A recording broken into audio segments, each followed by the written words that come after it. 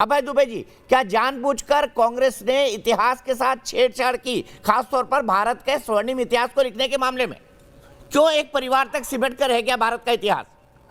दीपक जी, भारत का इतिहास स्वर्णिम है और भविष्य उज्जवल बनाने की हमने हर संभव कोशिश की। मैं तो पूछना चाहता हूं अपने आदरणीय साथी संगीत रागी जी से और देश के प्रधानमंत्री जी से, कहां थे आप जब इतिहास लिखा जा रहा था और इतिहास रचने का अवसर आपके पास भी था, आपके नेतृत्व के पास भी था प्रधानमंत्री जी।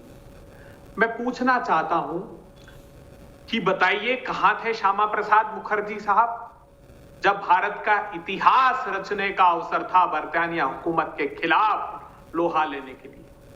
कहां थे पंडित दीनदयाल उपाध्याय साहब जब बरतानिया हुकूमत के खिलाफ लोहा लेने का अवसर था? कहां थे लाल कृष्ण आडवाणी जी और अटल बिहारी वाजपेयी जी? मैं इनके नामों का उल्लेख इसलिए कर रहा हूं कि ये सब 20, 22, 25 साल के नौजवान थे जब भगत सिंह फांसी पर चढ़ गए।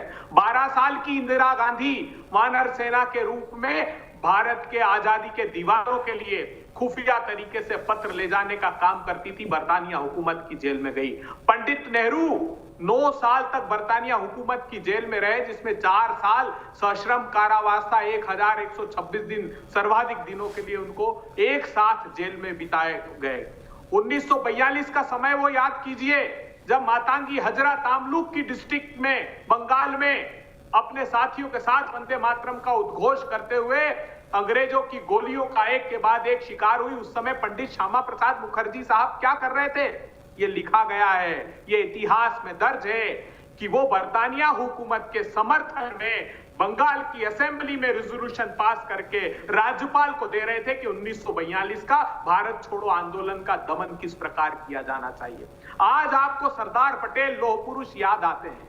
मैं आपके थोड़ा सा स्मृति पटलों को चिन्हित करता हूं। संगीत रागी जी, आप जानते हैं एक एचवी शेषाद्री साहब पूर्णकालिक राष्ट्रीय स्वयंसेवक संघ के पूर्णकालिक थे। उन्होंने एक किताब लिखी, उस किताब का नाम टाइटल है the tragic story of partition.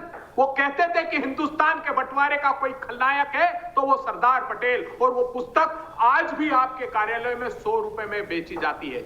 जब प्रधानमंत्री जी राष्ट्रीय स्वयंसेवक संघ के कार्यकर्ता थे, जब प्रधानमंत्री जी मुख्यमंत्री थे गुजरात के, तब भी वो किताब बेची जाती थी, ये उनके संज्ञान में है। आज भी वो पुस्तक 100 रुपए में उपलब्ध है और ये इकोनॉमिक टाइम्स की स्टोरी मेरे पास है, आप चाहें तो भेज दूंगा, और वो किताब की प्रति भी मेरे पास है।